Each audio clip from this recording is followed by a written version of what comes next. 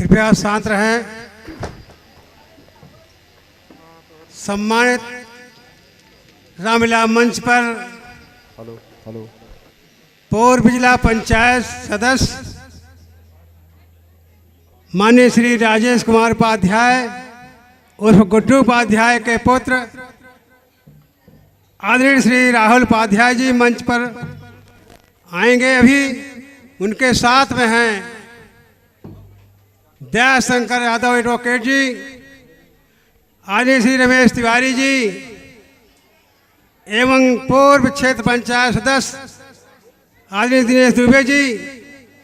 अब मैं आदरणीय श्री विजय उपाध्याय से निवेदन करूंगा, आप सभी सम्मानित सदस्यों को आप मंच पर ले आएं जिससे उनका सम्मान किया जा सके। धन्यवाद।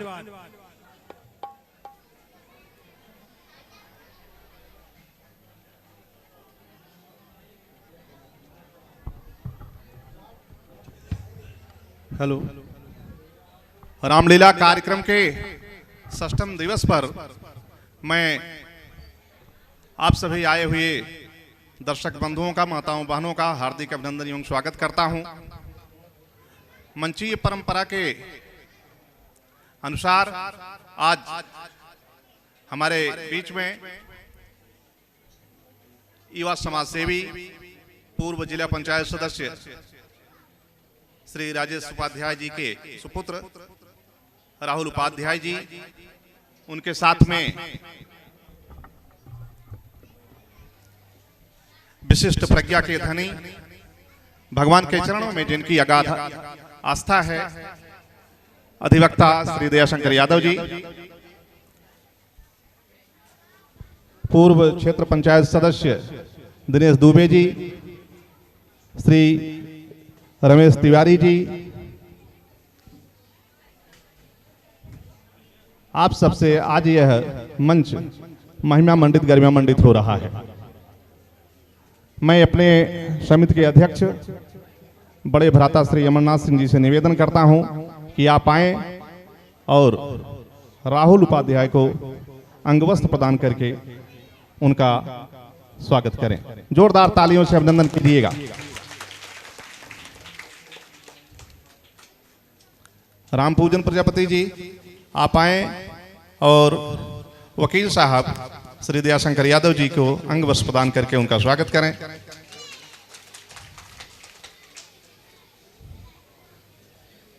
पवन मिश्रा जी आप आइए, पूर्व क्षेत्र पंचायत सदस्य प्रिय दिनेश दुबे जी को अंगवस्त्र प्रदान करके उनका स्वागत करें। मंगेश सिंह जी, हम सबके सम्मानित व्यक्तित्व श्री रमेश तिवारी जी को अंगवस्त्र प्रदान करके उनका स्वागत करेंगे। राम पूजन जी एक बार फिर अशोक यादव जी उपस्थित हैं, उन्हें अंगवस्त्र प्रदान करके उनका स्वागत करें। साथियों, रामलीला का कार्यक्रम चल रहा है। मैंने बहुत पहले ही निवेदन किया था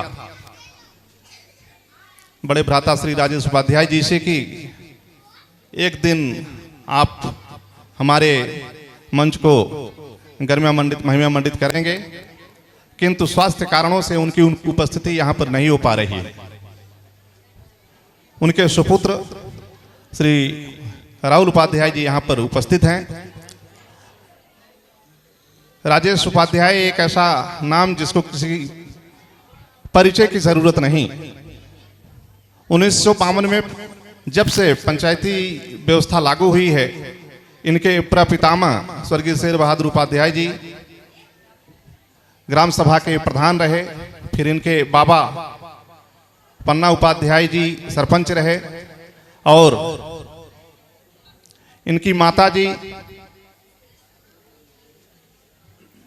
आप जिला पंचायत सदस्य रहे और श्री राजेश उपाध्याय जी कई बार प्रधान रहे, फिर क्षेत्र पंचायत सदस्य भी रहे। राजनीतिक विरासत और समाज सेवा का भाव जिस परिवार में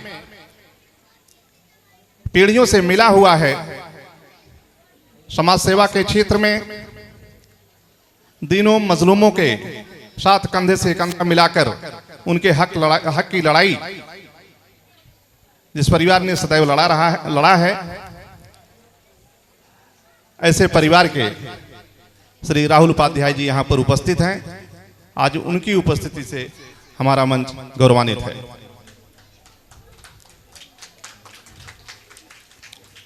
आगे आने वाले समय में समाज सेवा का जो भाव आपके परिवार में दिखाई पड़ता है, राजनीति की नई ऊंचाइयां भी आप छू सकते हैं, उससे इनकार नहीं किया जा सकता। मैं इनके साथ में श्री दयाशंकर यादव जी, बहुत ही सहज सरल व्यक्तित्व, क्या कहा जाए, गुजरात हाई कोर्ट में प्रैक्टिस करते हैं और आपका संबोधन जय श्री कृष्णा होता है। जब भी फोन करते हैं, मिलते हैं, जय श्री कृष्णा करते रहते हैं। और सनातन धर्म में अगाध श्रद्धा आपकी है, आपका भी मैं मंच से स्वागत करता हूं। हमारे अपने ही बीच के आपकी जय बजरंग ट्रेडर्स की हार्डवेयर की दुकान भी है। प्रिय छोटे भाई दिनेश दुबे जी, पूर्व क्षेत्र पंचायत सदस्य, आपका भी स्वागत। रमेश तिवारी भैया, आपका भी स्वागत। अशोक जी, मैं समग्र रूप से अपनी पूरी समिति की तरफ से, क्षेत्र की जनता की तरफ से आप सबका हार्दिक अभिनंदन वंदन एवं स्वागत करता हूं। और ज़्यादा समय नहीं लूँगा, एक सीन पीछे तैयार है, तो इस क्रम में मैं चाहता हूं वकील साहब आएँ और हम सबको अपने विचारों से आप्यायित करें। आदरणीय श्री दयाशंकर यादव जी। हेलो, जय श्री राम, जय श्री कृष्ण।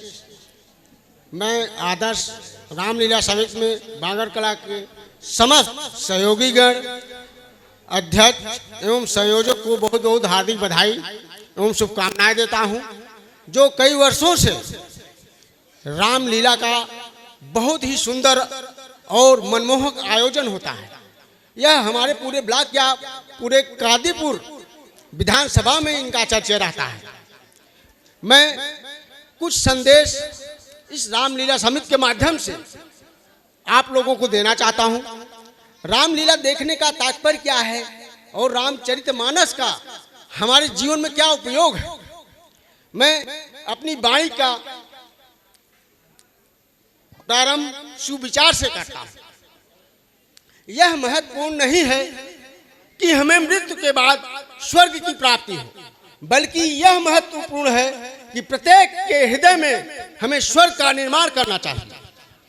अर्थात इनसे रामचरितमानस, राधेश्याम रामायण से जो हमें संदेश प्राप्त होता है, उसको जीवन में उतारना चाहिए, ना कि देखकर। जो आज का रामलीला जो है मुझे अच्छा लगा, लेकिन कुछ आज इसको अधिक संख्या लाने के लिए कुछ नित्य कराना पड़ता है, जो कि हमें अनुचित लगा। ऐसा नहीं होना चाहिए शुरू में, लेकिन आज वही सब पसंद करते हैं।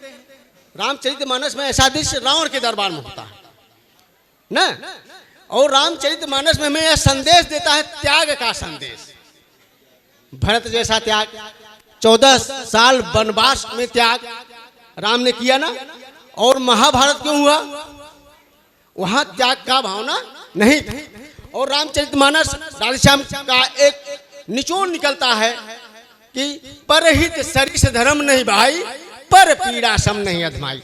अर्थात दूसरों को सुख देने के बराबर कोई धर्म नहीं है, दूसरों को पीड़ा देने के समान या दुख देने के समान कोई पाप नहीं है। यह हमें जीवन में उतारना चाहिए। और रामचरितमानस में अंतिम दोहा में गोस्वामी तुलसीदास जी ने कहा है, अगर कुछ लोगों के अंदर भक्ति आती हो तो ये अवश्य ध्यान दे कि कामी हिनार प्यार जिम लोभी प्रिय जिमदाम तिम रघुनाथ निरंतर प्रिय लागो मोहराम। अर्थात लोभी को जैसे धन प्रिय लगता है और कामी पुरुष या स्त्री को स्त्री प्रिय लगती है या पुरुष प्रिय लगता है, उसी प्रकार से हे प्रभु श्री राम हमें आप प्रिय लगो। इसी के साथ मैं अपनी वाणी को विराम देता हूँ। बहुत बहुत धन्यवाद। जय श्री राम, जय श्री कृष्ण, वंदे मातरम।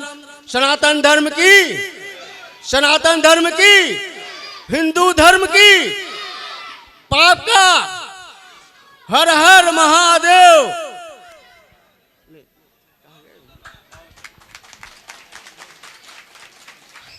बहुत बहुत धन्यवाद। मैंने आपको बताया था कि बहुत ही विचारशील व्यक्ति हैं वकील साहब, अपनी बातें भी रखते हैं, विभिन्न सामाजिक मुद्दों पर अपनी बातें रखते हैं।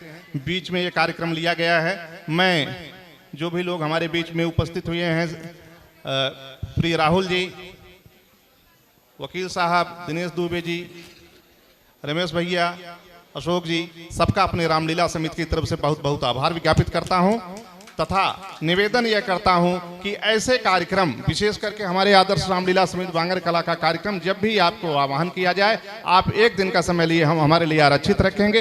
इसी आशा और विश्वास के साथ मैं आप सबको आभार व्यक्त करते हुए रामलीला कार्यक्रम की तरफ बढ़ता हूं। बहुत बहुत धन्यवाद।